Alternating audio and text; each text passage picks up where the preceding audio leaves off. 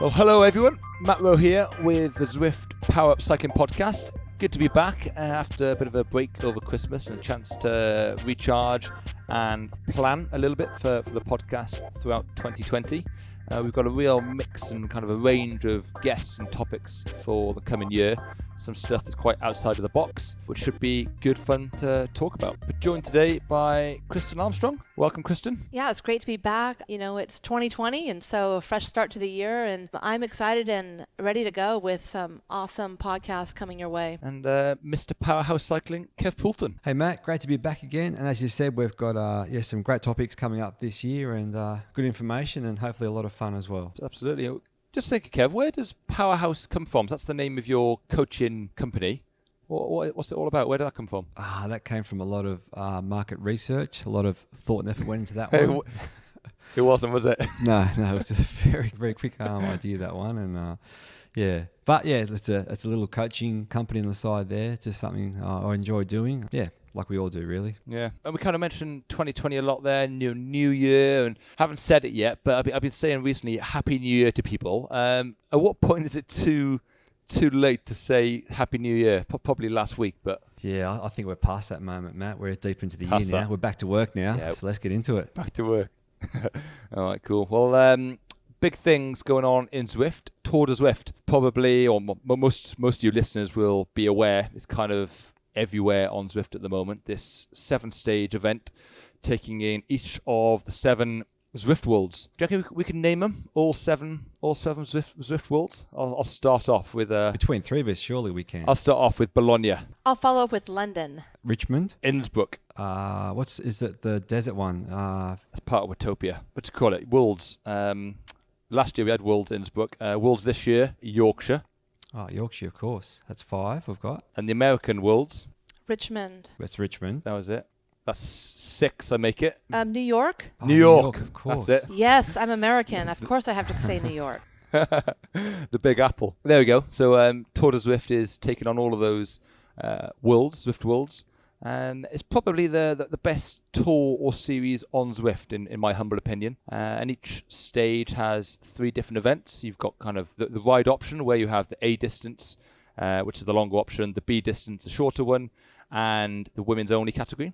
Then you have the women's race and the men's race. So what's good about this, I think, guys, is it's kind of tries to separate those who want to ride and enjoy various distances and those who want to get stuck in and actually race. Yeah, and I saw last week, Matt, that Zwift broke the record for the most amount of riders on there at the one time, and it was something like 13,800 thereabouts, almost hit 14,000, I think. Yeah, it's actually more than that, Kev. We topped 16,000 concurrent users on Zwift a couple of days ago. It's incredible, really, to see that rise of Zwift. And 2018, we had 8,500 users. 2019, we just tipped 13,000. And this year, already, we've topped 16,000. I think it's 16,199 off memory. Now, will we get to 20,000 this year? Maybe. But I do know that typically around, I think it's Tuesday noon Pacific time zone is the most popular time period. So that's Tuesday evening for the UK and Europe. That's the peak time of the week. So let's see where it goes. And at some point, I think we will see World Choice truly become your choice of all Zwift routes, as opposed to choosing between Watopia and a guest world. We're talking a lot of the users here. And Kristin, the Power Up series you and Danny are leading is seeing fantastic interest, especially from the ladies. Yeah, it's great. We're, Danny and myself, we have been talking for quite a while about the opportunity to bring some of our favorite workouts to the community, but also encourage both women and men to join along to ride a structured series with us. So it's 12 weeks. And every other week, Danny or myself are live. But the workout is also offered multiple times throughout the week. So if you can't hit a time where Danny or myself are live, you can hit that workout, kind of sporadically throughout the week. So you just have to plan ahead and sign up for that series. But we just got through week 1, and weeks 2 workouts will be posted tomorrow. I've already seen them up. And so it's a great way to work out together as a community. A lot of times I think it's motivational. You're less likely to opt out and having company is always better. Definitely. I say before Danny led the one she led last week, I said to her, and whenever I lead a session, I tend to knock my FTP down a bit because you've got to kind of multitask, haven't you? You're riding and you're typing. But she's like, no, I'll be fine. So after about 20 minutes, I popped my head in the room, and you should have seen her. She was trying so hard, and she's trying to type at the same time, sweat dripping down onto the keyboard. I mean, for sure, women are better multitaskers than men. But I think if you're leading a session in the future, I always think knock your FTP down a little bit. Oh, definitely. You have to do that one. Yeah. You do, but I'm like Danny, where it's like you do, but you almost feel like you're cheating, so you don't want to. That's the difference between you guys being Olympic medalists and the punter like me. We don't mind dropping your FTP. Exactly. Oh, that's funny. But I got some stats, and we had almost 1,500 riders complete the workout last week. Wow. That's quality. Yeah, that's awesome. That's quality. And that's really amazing because a lot of the workouts are restricted to females. I think males are restricted. You can do the workouts, but there's less opportunities. So of those 1,500, I'm presuming most of those are going to be females, which is even more impressive. Yes, exactly. That is epic. And of course, Matthew van der Poel is the new poster boy for Zwift. Only 24 years old, competes at a world-class level in cyclocross, mountain bike, and road. And we hopefully will see him compete in esports over the next year at the first esports World Cycling Championships next year on Zwift. Yeah, this is huge for Zwift, isn't it? I'm looking forward to see where this goes over the coming season. And I think to have Van der Poel on there is obviously very exciting because we know that he has stated that any race sanctioned by UCI, he wants to win that world title. And Zwift is going to have that esports world title coming up. So he's already put his hand up to say he wants to win it. So let's see how he uses Zwift to prepare for it. Yeah, absolutely. And the Olympic Committee, the president, Thomas Bach, was quoted referring to Zwift and cycling esports last week, talking about cycling and esports, saying they are not simulating sport, this is sport. So what an endorsement for esports and our hopes of Zwift reaching the Olympics. Yeah, it's huge. Absolutely. Well, Dr. Greg is out at the Tour Down Under in his new capacity, performance coach for the Israel Startup Nation. And he had a chat with a German sprinter. You probably guess who it is. So here goes. I'll let Greg introduce the chat. All right. Welcome, ladies and gentlemen. We are lucky enough to have on the podcast the one and only Andre Greipel. For those of you that don't know Andre, I'll go a little bit through his palmares. I'm not going to go over the top here, but he's got 11 Tour de France stage wins, 7 Giro d'Italia and 4 Vuelta a España, but that also includes the coveted sprint jersey. He's actually a bronze medalist in the World Championships, and I think one of his most crowning moments would be the 3 times that he won the national German road championships. It just shows the versatility of the young man. So we're here in Australia. We're going to kick the season off.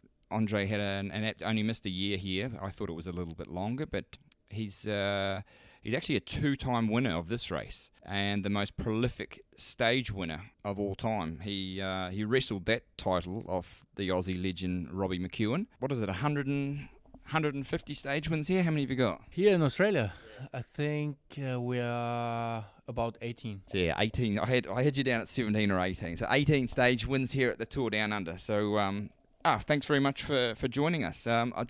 First question that we've had a lot of input for is we're really interested in the new signing you've signed now with Israel Startup Nation. Tell us a little bit about that decision and sort of how that came about. Yeah, first of all, I still had a contract with Kia Samsi for 2020, but I just asked the team to cancel my contract as, I just didn't feel really that the team is improving, and I think the team manager and myself, we just were quite fair to each other, that we found out that we just didn't really work together well. And I'm happy that they made it possible to cancel that contract and starting a new project with Israel Startup Nation. This was my main objective, to get back to the World Tour level and race in a nice team, which is really competitive throughout the year, have good material, and also having support for the sprints. It's a good-looking team. Like you said, the material,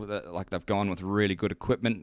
The factor bikes look really sharp. You can just tell by the motivation, everyone on the team. You know, they've taken a step up this year to World Tour, but you can just tell that everyone on the staff and the riders, they're really, really fizzing to be part of a World Tour team.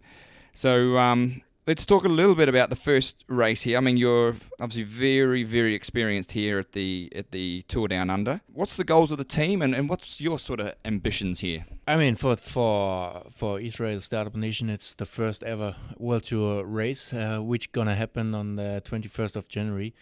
So everybody's really excited. Everybody wants to prove themselves, especially also with the GC ambitions of Ben Hermans. For the sprints, we are really well set up. So we are trying to, we will be in the mix for the sprints, and hopefully I can find my legs back for the sprints and compare myself with other sprinters again.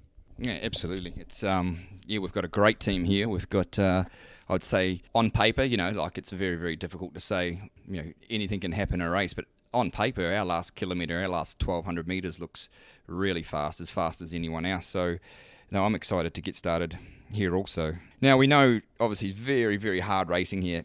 I mean, even the sprint stages, they're not flat. You've got to be, you've got the opening criterium, but I think that's it for flat sprint stages. What sort of sprinter, what sort of condition, or what sort of special training does a sprinter have to do to be competitive here at the Tour Down Under? Because it's not, just because the stages are short, it doesn't make it easy at all, does it? Yeah, it's wrong to start training 1st of January, I guess. Yeah, I always learned from my first trainer that the cyclist is made in the winter times, so you really have to train well. You also have to do already some hard intervals to be competitive over here. And especially here, it's really important to be fresh.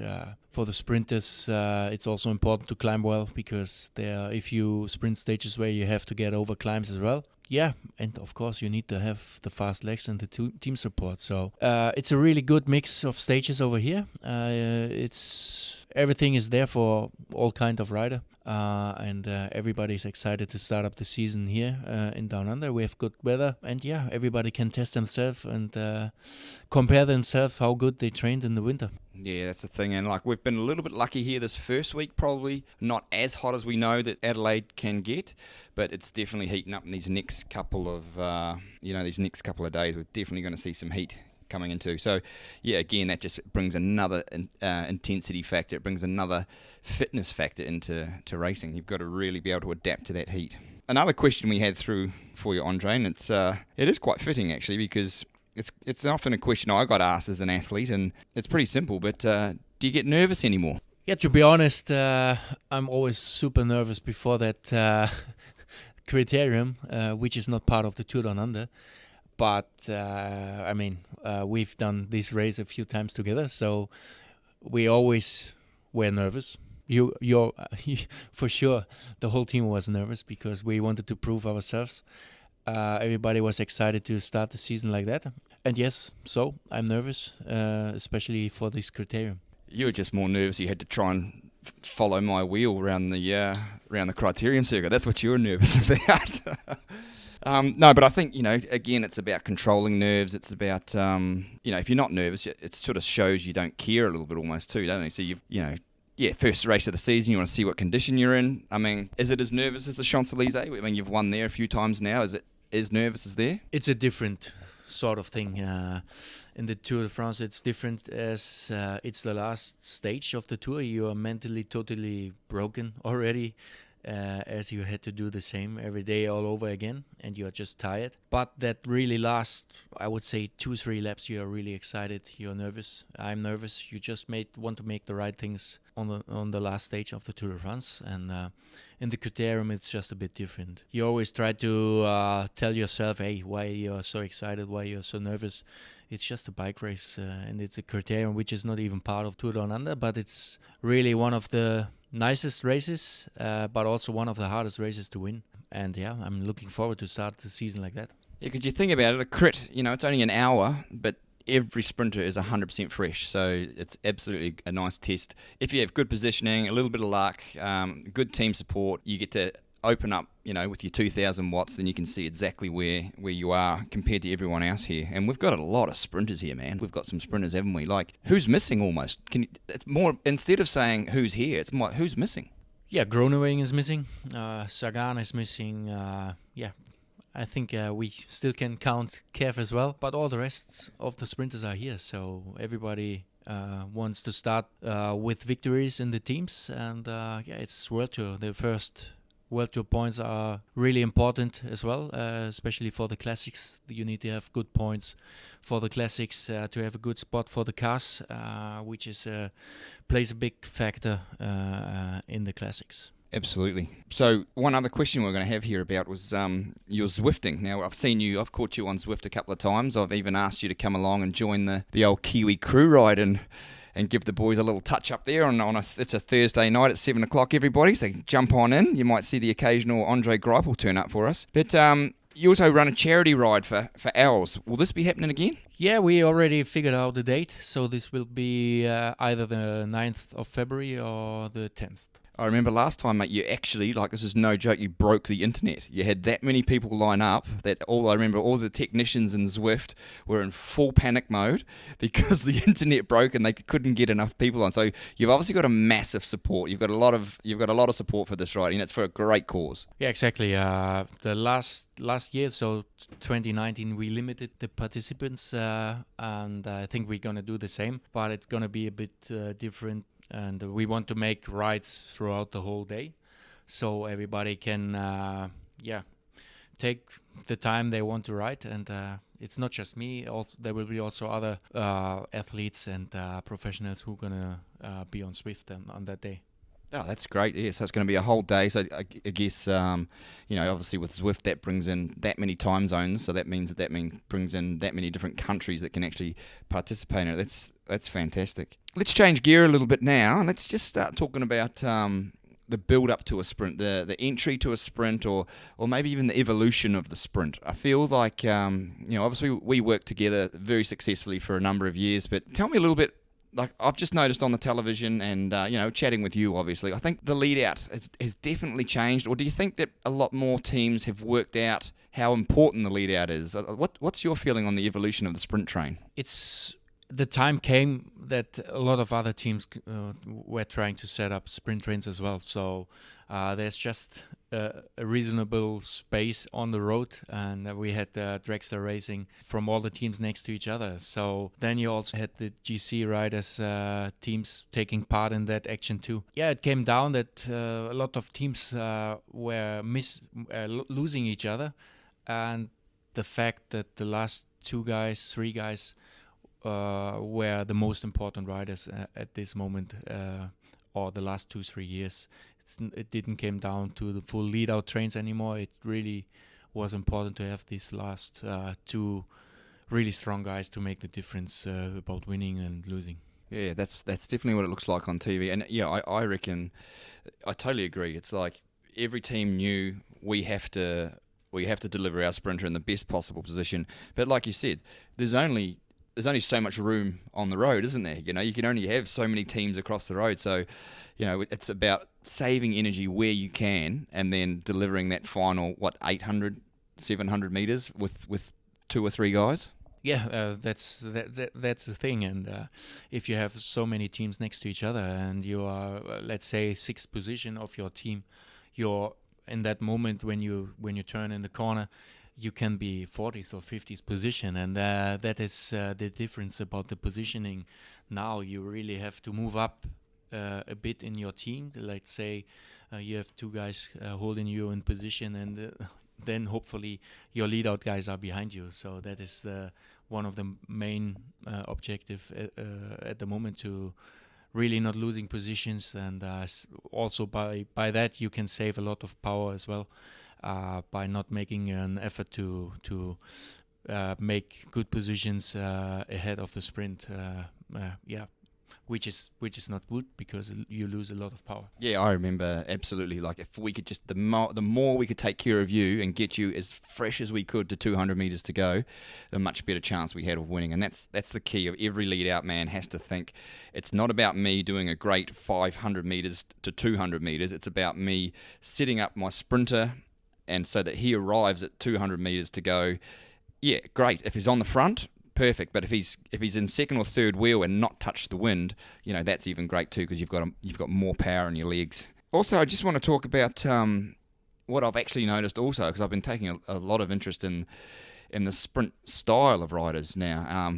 Obviously we've got the smaller guys. I sort of want to talk a little bit about, if we go back probably 15, maybe 20 years, you may correct me here, when Cipollini was winning consistently, this big, strong, muscular Italian guy led from the front, and he just put out a ton of power. Then we sort of switched a little across to a guy like Robbie McEwen, where he's small in stature, he could hide in the bunch. You never really saw him until like 150 to go, and then bang, away he went, and he would, without a lead out.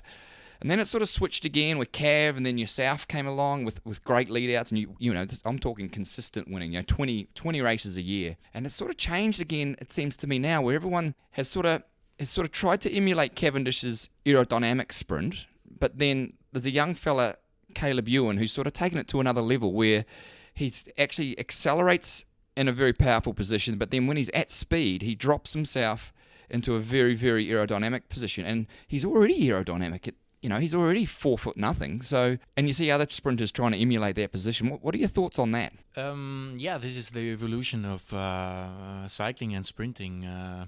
Everything comes down to aerodynamics, and if you are not having the good material, helmets, bigger glasses, as it's more aerodynamic, you don't have sprint socks, you're already losing percentage and also speed. So especially when you're doing sprints of 70 k's an hour, every small inch is counting, especially in the position, and the head is the most important part, and also the shoulders, which, you cannot make the shoulders smaller, but you can take care about your head, where you have your head. And this is a style which you have to adapt for, and you also have to realize that you won't have the same power output as it takes also a lot of energy to stay in that position.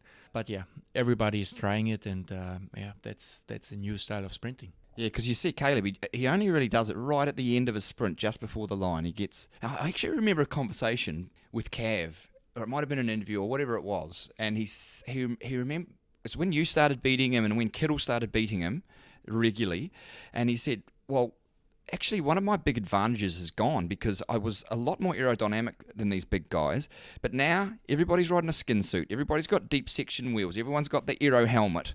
He said, part of my aerodynamic gain is gone. And now it looks like it's just gone to another level where we just have to get more and more aero to get more and more speed.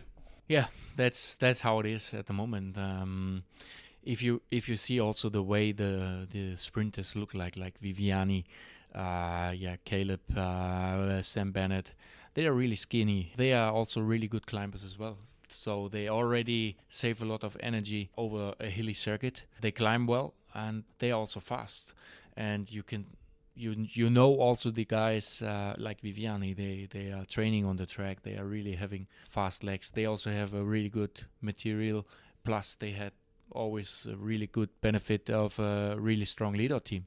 So everything comes together in that point that makes a team and the rider successful. And you don't really see that heavy guys like myself, Groenewegen or Kittel. They are still there, but they really have to put a ton of watts to compete against those aerodynamic sprinters. We'll change that this week, mate. We'll change that this week. Don't you worry about that. So just before we go, Gringo, just what would some advice you would give, some young up and coming fellas, or even just avid bike riders that want to improve their sprinting? Like what's your top tip or advice or anything you can share with the listeners? Of course, you're hearing that question a lot of times, that no matter what rider is asking that question, first of all, you need to have this Mother Nature gains. So Mother Nature give you the fast twitching muscles or the slow ones. So you need to have the fast muscle fibers to be a really good sprinter. Plus, it's not just about sprinting. You also have to have a certain capacity of condition to be up there for the sprint. But if you really want to improve your sprinting, it's not just about the power, it's also about the cadence. If you combine like a high cadence sprints with if you do a high cadence interval sprints, that helps a lot. Also for myself, I do it a lot of times with a high cadence to really get this how you say It's the neuromuscular adaptation, isn't it? And also the way the coordination. That's the word I was looking for. The coordination with everything together. This helps me always a lot. And combine this also with high gear sprints. It's something you have to do if you want to get faster. But don't forget also to train steady and long training rides, as this is also pretty important. And my first trainer always said that whoever goes fast will go really fast slow. So really never forget to build the house from the bottom, and look for these really nice relaxing long rides, because this is not just good for your legs, it's also good for your mind. Fantastic, mate. That's excellent. Yeah, I really appreciate you coming on tonight. And let's kick off 2020 with some great racing and most of all some good fun. You know, that's the thing. We build culture in the team, and all the best for the upcoming season, mate. Yeah, thanks a lot for listening, and don't forget, ride on, eh? Right on. There we go. Standout for me there, obviously Mr. Greipel. 22 Grand Tour stage wins. Speaks volumes about him as a bike rider. Yeah, he's had such a long and illustrious career, and I think also for him and for Greg to be pairing up again now. Greg was his lead-out man for a long time, and now Greg's there as his coach. So I think it could be the impetus for Greipel to really bounce back and have another great season with Greg in his corner. Yeah, I was definitely intrigued by all the different things that were talked about when it came to, the aerodynamics and the importance, but also, just the term Mother Nature. That's what he kept on saying. And I was kind of chuckling about just the fact that, we're born with certain gifts. And I think that some of us are born with fast twitch fibers, but there is also ways to train and to be better, even though if you weren't born with like a full set of fast twitch fibers. I know back in the day, I was never a full-time sprinter, or did I like to be into, that finishing huge pack finish. However, I was a lead-out person for, riders like Ina Teutenberg. But when it came down to stage races, I had to be the best sprinter amongst the GC riders, whether it be for bonus seconds or for finishing. And I do think there is a way to train that system as best you can. And I think high cadence, like you mentioned, is actually an important piece to that, meaning I spent a lot of time on the velodrome, and naturally you have a high cadence. And so that really helped my finishes quite a bit. But I also loved listening to the talk about the lead out. And I've seen so many sprinters in the women's peloton. 1 year they're an amazing sprinter, and the next year maybe not so much. And you can see the value of having that lead out train. I mean, if you watch women's cycling, any teammate that has Ellen Van Dijk as a teammate, they typically are one of the best sprinters in the world that year. And it's because of her delivery. If I were a sprinter, I'd be following her around. And so I think it's fascinating to listen to Greipel talk about the aerodynamics, but also the lead out and the importance and what role each person plays. Yeah, and also for someone that's had so much experience with various coaches as well, I really like the way that he really made the statement that it is quite simple, the training. And for me, in some ways, the training is quite simple for a sprinter. You're either going very fast or you're going very slow. You're never really doing that in-between stuff. That tempo kind of works. So as we've spoken about in the past in the podcast for our sprinters, you're either going out there and doing full gas sprints in training, or you're going very slow and very long. That's how sprinters train, and that's what Greipel's been doing. One thing you mentioned there, Kristin, which I completely agree with, is even if you're not a sprinter, it's worth trying to improve your sprint. Sprint training in some capacity is for everyone, I would argue.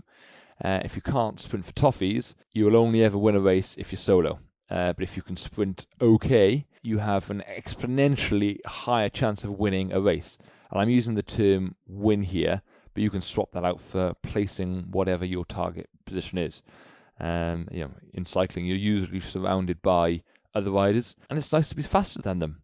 And as Andre says in his chat with Greg, it's not just about power, it's not just about those numbers, it's about cadence too.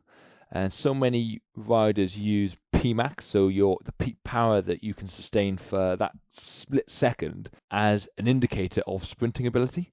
But you need to produce that power whilst critically traveling fast. And that's what sprinting is. You're traveling fast over the ground, whether that's in real life or virtually. And that's where the whole coordination comes in. You need to produce that, your Pmax, the maximum power you can, and up to 130 revs a minute. And you need to get to the end of your event for your sprint to have any meaning to it. Otherwise, what's the point in sprinting if you're off the back on your own? So you need some degree of endurance depending on your specific target event, which comes into, as we spoke about, kind of the steady riding that the Greipel and all the pros do. Not that us amateurs have the luxury of being able to spend as much time or all those hours and hours and hours building your endurance by riding slowly or steadily. We need to do that more smartly, often using sweet spot and the like. But Andre mentioned it does a lot of high cadence training drills to help with that neuromuscular coordination, that signal from the brain through your central nervous system and down to your muscles. And those signals need to be strong and consistent. It needs to happen subconsciously, just as when you're riding along steadily at, let's say, 80 revs a minute, you're not thinking right leg, left leg, right leg, left leg. You don't want to be thinking when out of the saddle, given it the big ones, okay, left leg push and swing bike to the left, okay, back to the right.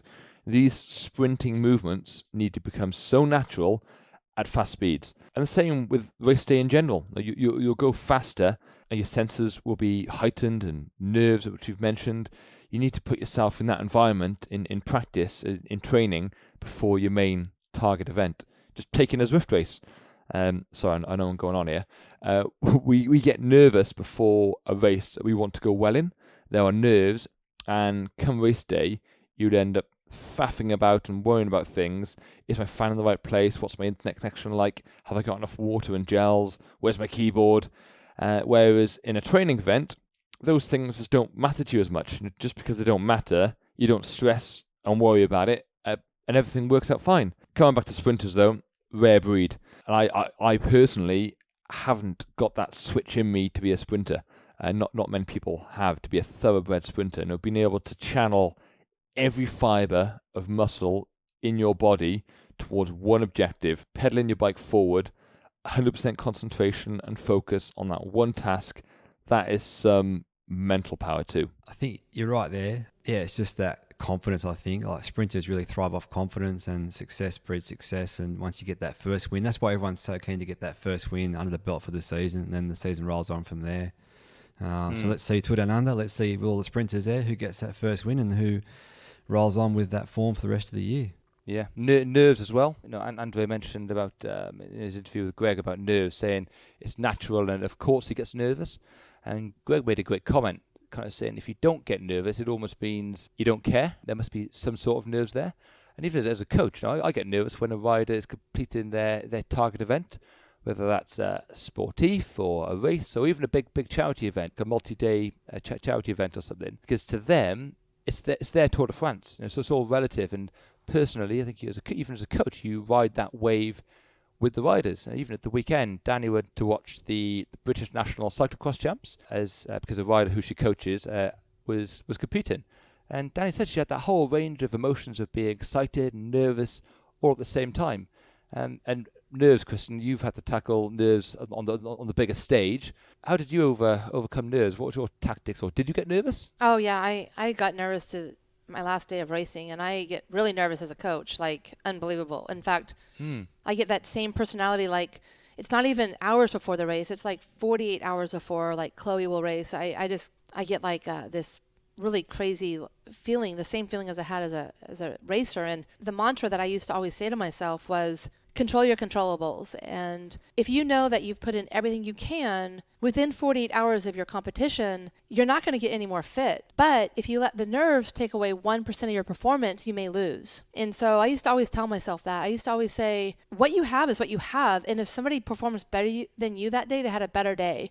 And so you right now have to focus on giving everything, and getting nervous is a waste of energy. In fact, that's going to allow a competitor to beat you. And so that was sort of always my mantra. In fact, in the start house, my final years, I used to actually try to almost beat competitors before they would go to the start line, which would be, I would go in the start house and instead of acting or feeling how I internally was, I would outwardly be like, hey, to my top competition, like the last 5 of us are starting. I would say, hey, how's it going? Is everything good with your family, your husband? And they would just look at me like, why are you asking me these questions right now?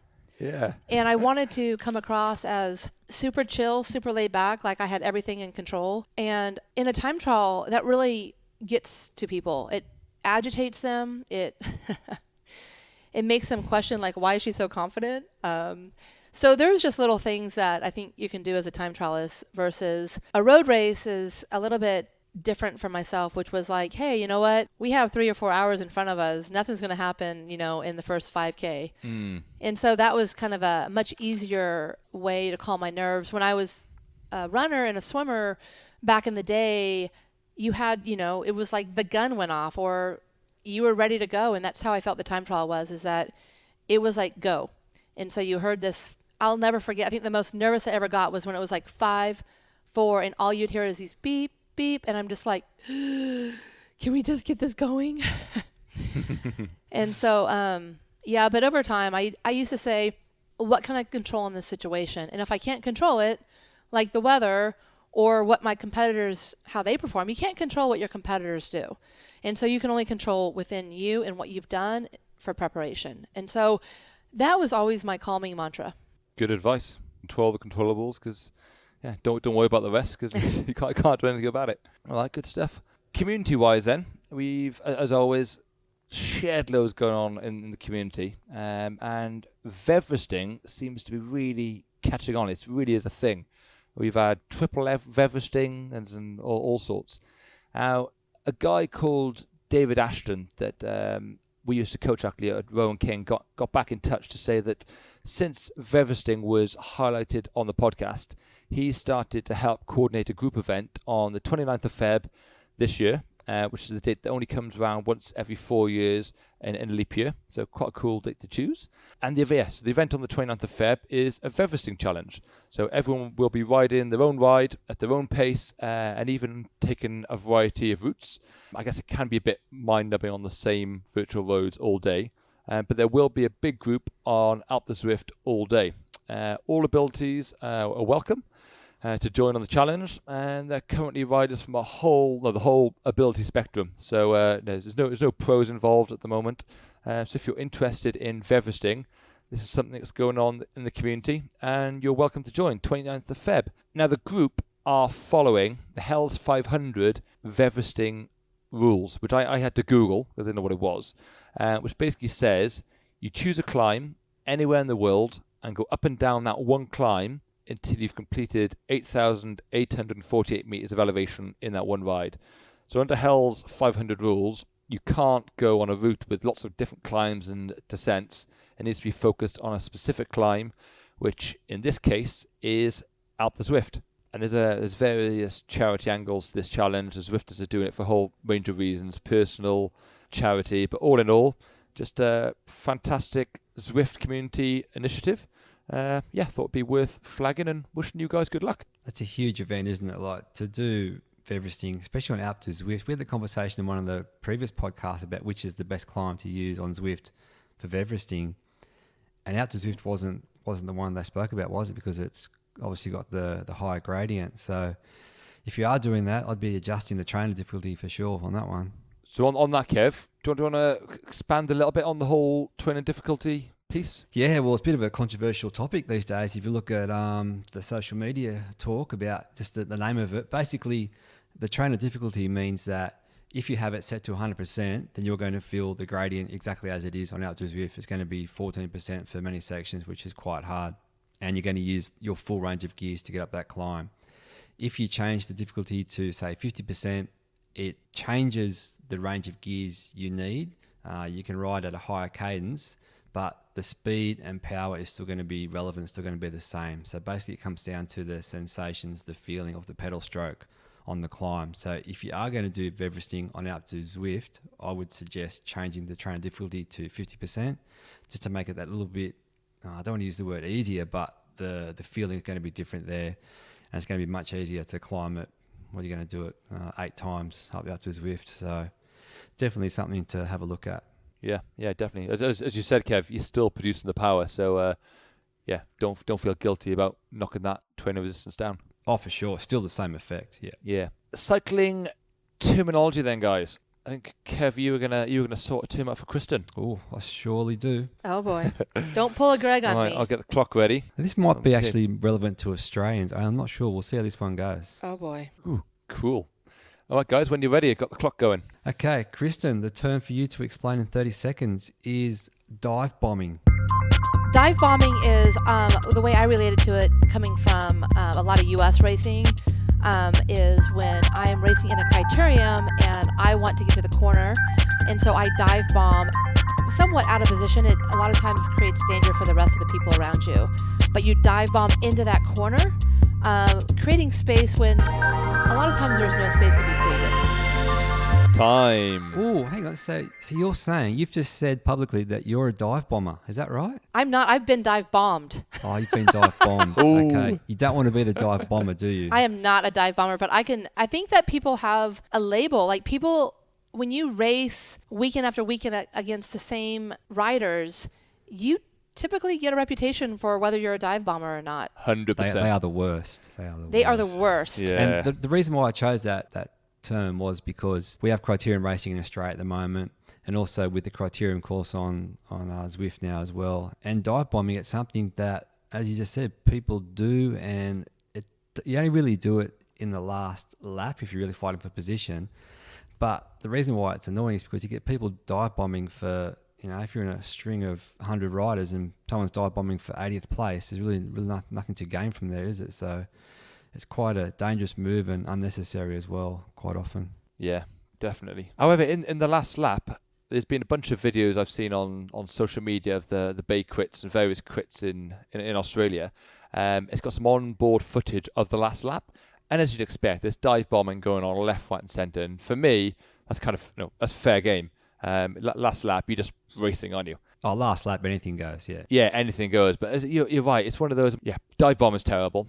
My personal pet hate is when you're kind of coming in a group, and say you're sitting towards the back of a bunch, and you're coming into a sharp left-hander, and it's gonna, everyone's gonna stack up and put the brakes on. So you leave a bit of a 5, 6, 7 foot gap just to give yourself a bit of breathing space. You haven't got to brake so hard, and you get some fella dive bombs you there, and you're just trying to give yourself a bit of breathing space. I think if everyone just relaxes a little bit and just goes with the flow, it's dive bombing and trying to chase a place here and there, when it doesn't really matter. Not good etiquette. Yeah, super dangerous, and we see it a lot in women's racing for sure. Yeah, so don't be that rider is the message. Don't be a dive bomber. We've got a bit of a new section here, guys, which I think is gonna probably be in most episodes. It's going to be led by Kev. So this is I've termed for now our science section. So Kev, you're really into the science side of things, keeping up the speed with the latest theories and thinkings and papers. And I think there's a bit of a perception of the whole science things is complicated, and some of the papers are written in a very academic way. It's quite difficult to interpret. So I think you're going to try and demystify some science, Kev. Yeah, exactly, Matt. We want to look at papers that are released regularly, monthly, and we'll pick one that is relevant to Zwifters and find something that they can use in their own training. And the aim is to take a scientific study and explain it in layman's terms and how we can put it in place ourselves. But before we get into today's paper, I wanted to start the whole section by just briefly discussing what makes a good paper and why there are so many bad papers out there as well. So we'll just talk about this for this one episode here. Now, all studies are based on have some sort of random chance in it. And that's where, when we experiment with humans, there's always an element of randomness in it. So to avoid this randomness, scientists always try and study as many people as they can to negate any negative effects due to chance.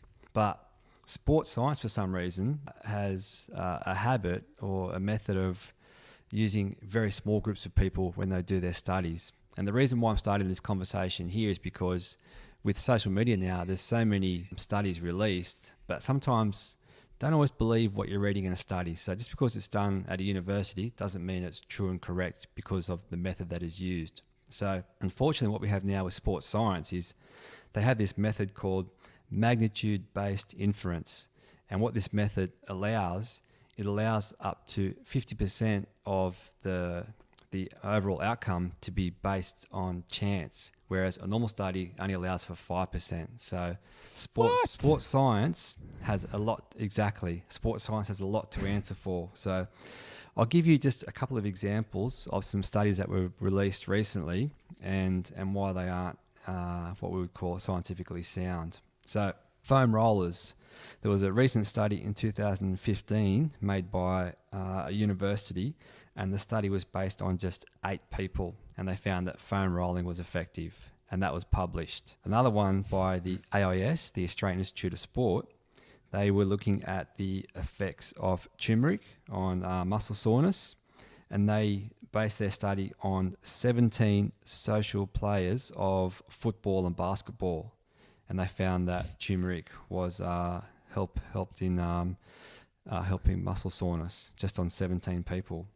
And finally, the last one here, this is 2019, they found that cold water baths were effective for muscle soreness, and they based the study on 11 Brazilian rugby players. So the reason why we're starting our science topic with this conversation here is because every study you read, they'll always publish the conclusion or the results without going into the facts of how they studied it. So always read it with a grain of salt and have an open mind about studies. So that's our intro to our science section for the year. And we're going to find the good papers and the good outcomes. So just on that, Kev, what as a sample size, what's kind of what ballpark? What's a robust sample size, do you reckon, in your experience? Looking at least 50 people, but sports science, they generally use small groups of people because they're in universities. They're using normally students to get them into the lab, or they're also using untrained people as well. So that's why you very rarely get the elite being part of studies in large amounts, and that's why a lot of these studies that are published aren't really aren't factual, aren't quite true, and foam rollers, cold bars, they're all being negated now as well. So people are now doing good studies and finding that they aren't that effective after all. But someone did a study with 11 Brazilian rugby league players and found that it was effective, and they published it, and it becomes gospel. So that's what we're dealing with now. All right, so today's paper. So going down the topic of sprinting, the question here is the effects of strength training for sprint performance. And this paper here is actually a paper that studied other papers. So this person collated 28 scientific papers that looked at that question of, does strength training improve sprint performance? And this is in 2019 by 2 people called Lum and Barbosa. And what they did, they looked at 22 studies. They reviewed them to see the impact of strength training on age, training status, and the duration of sprint performance. And the results were that there's a greater effect from heavy weights compared with plyometric movements and endurance weights. So what that means is that if you want to improve your sprint performance, if you're lifting heavy weights, that is much better for your sprint than doing plyometric movements such as box jumps. And also it's better than doing endurance weights, so reps of 25 and above. And what they suggest to do in this study to improve your sprint is that to improve your sprint performance, the heavy weights include movements of 3 to 12 reps, 1 to 6 sets, 2 to 3 times per week. And this is the key to it, it has the greatest effect on well-trained people regardless of age and training duration. So what that means is that the more experienced athlete is going to experience a better response to this kind of training for the sprint performance, rather than someone coming straight off the couch and getting to the gym. The more training you have behind you, the better the effect's going to be with strength training and sprint performance. So a very simple one to start with. The question is, does strength training improve sprint performance? The answer is yes. And the method there is that 3 to 12 reps, 1 to 6 sets, 2 to 3 times per week. There we go. Yeah, interesting, very interesting. And even the recommended reps there, 3 to 12, big range. It is a big range, but I guess it allows for that early movement when you first start warming up and getting used to the weights that you're lifting, starting with 12, working your way down to 3. But there also has been talk about, doing what we call endurance sets, like doing 15 or 25 reps. But if you're looking to improve your sprint, avoid the endurance ones and go straight to the heavy ones. Yeah, good. And as you mentioned plyometrics, comparing versus plyometrics. For me, plyometrics, Lance Armstrong, he kind of brought plyometrics to the fore. The amount of these posters and videos of him in his really tall Nike socks, black Nike socks in the gym, doing his plyometric jumps. So a lot of people would have jumped on that bandwagon because of Lance. Exactly. I remember that. And but I guess that comes back to the point about what you're always seeing, social media, YouTube, whatever. It's not always the best method, and we're going to try and delve deep into the science and make it very simple and find the good information for you and pass it on to you. Yeah, good stuff. All right, cheers, Kev. And to wrap up, guys, we got a question. One question that was received via the Zwift forum from Romain. So thank you, Romain, for the question. And as always, guys, if there's anything you want us to answer, fire it away on the Zwift forum. You'll find us on Twitter, wherever you want to direct your questions. But Zwift forum is probably the favorite option. But Romain's question goes: Hi guys, which Zwift training plan would you pick if you were a beginner who accidentally registered to L'Étape du Tour 2020? So that's a 177 kilometer event with 3,500 meters of climbing. So big challenge. Romain says he started cycling almost a year ago, and all he's done is 3,200 kilometers. My FTP is 248 watts. My CTL is around 32 or 35, and my plan is to follow the FTP Builder 6-week plan, then go into L'Étape du Tour training plan for 16 weeks, and make sure I have at least a 3 to 5 hour ride every 2 weeks. By doing that, my projected CTL would be around 55. What do you think? Thanks for your podcast. It's great. And just to open up on that, guys, I think the event, Romain, you've bitten off a big one there. I did L'Étape last year, which is always the queen stage of the Tour de France, i.e. the toughest stage. So fair one for signing up.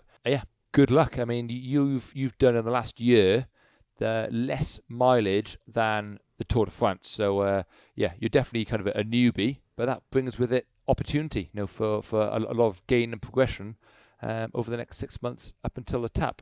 So what do you think, guys? Definitely. I think that some of the programs that you've mentioned, the FTP Builder, the 6 weeks, and then leading into the L'Étape Tour Training Club, I think that those are great programs. I think that having structure and accountability is really, really important, but also part of the 16-week program, you're allowed to have a little bit of variety and mix it up by joining in some of the group rides on Zwift and having just a little bit of a mix of riding style versus always showing up and doing a workout that's structured on your own. So I think this looks great. I think a lot of when you talk about CTL, it's going to depend on, you've mentioned you're a beginner.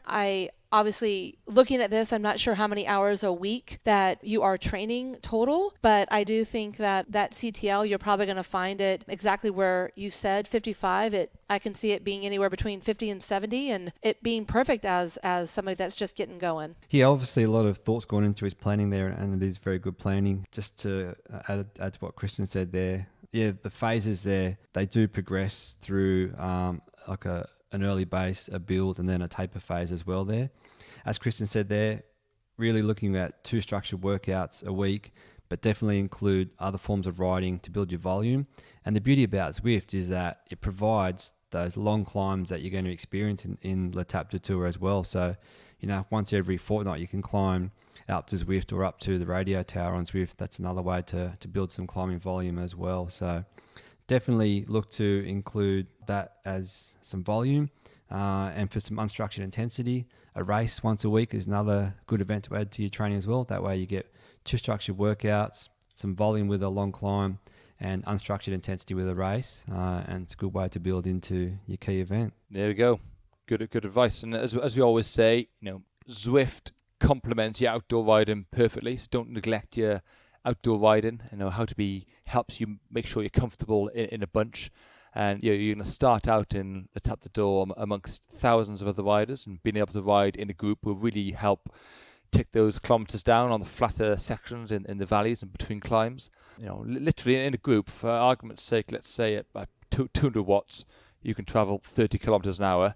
For less power, you'll travel faster in a group. So you really need to kind of home in on those group riding skills. And you'll be able to find a group bowling along at 38k an hour in the valley for less effort. So stick to that advice there from Greg and Kristin. I think your approach is sound, as Kev said. Good luck. It's a big old challenge. All right, guys. Well, that's the first podcast back after Christmas. Good to chat. We'll be back with Dr. Hendy on the next one. Great work. Thanks, Matt. Thanks, Kristin. And looking forward to the year ahead. Yeah, thanks, Matt and Kev. It was great catching up after the new year, and I'm excited for more episodes to come. Absolutely. Speak to you soon. Bye-bye. Right on.